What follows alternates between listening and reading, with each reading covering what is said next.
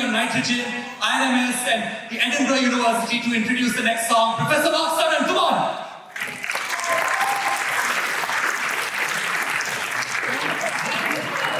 New Haven.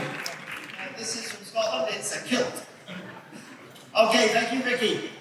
You might have noticed by now that we're on a mission to tell you about nitrogen, funnily enough. As far as I know, not only is this the first concert from Ricky Kej team in Sri Lanka, but it's also the first NitroConcert. So nitrogen the world. Now, how are we going to tell you about nitrogen? It's a real challenge to do that. We don't get a picture of the elephant. We have to think differently. And ideas like nitrogen makes the sky blue. How about that? How many of us thought about that? There's so many different ways to think about nitrogen. And I was reflecting on this and thought, let's think about the modern and the ancient. We need the best of science, all your intellectual endeavors, the measurements, the models, but we shouldn't forget the past.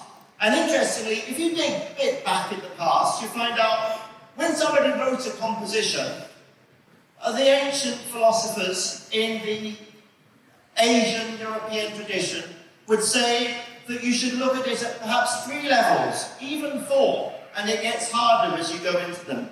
The first is the physical reading. Like, what is it? The second is the ethical reading. The third is the philosophical reading. The fourth, and only a few of the guys mentioned this, is the hieratic reading. Hieratic, the sacred reading. That's the hardest of all to penetrate.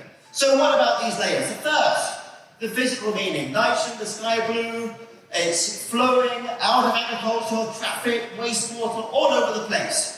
We are quantifying those flows, understanding it. The second, the ethical.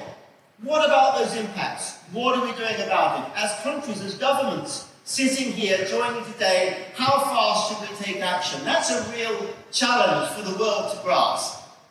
The third one, the philosophical. And here I'm going to reflect a bit on your songs, because when you choose to write a song, how are you going to express this? How are you going to, in a few minutes, draw out all of these layers? So you've got it in your head, the philosophical explanation of what you're trying to convey to us.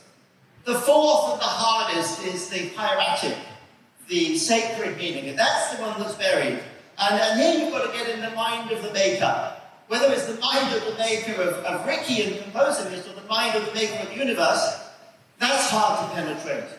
And I'm not going to give you the answers to that, because of course it's hard to penetrate, but I will tell you that historically, the oldest published word for a nitrogen compound is nushadra.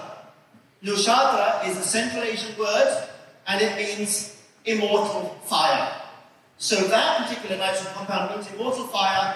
The rest you have to consider for another day, and I leave the song with you, Ricky.